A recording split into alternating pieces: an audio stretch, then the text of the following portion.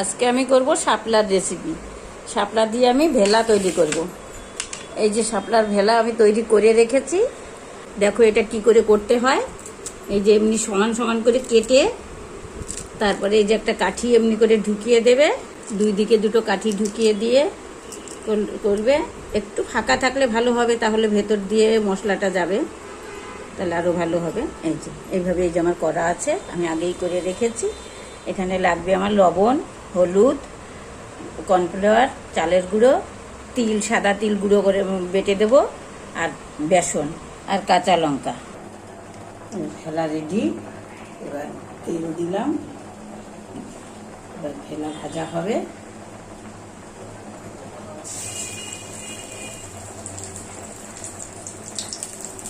উপরে একটু দিয়ে দিলে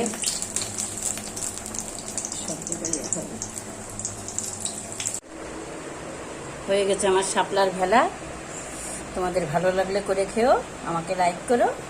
আজ আসি, পরে আবার অন্য ভিডিও নিয়ে আসবো।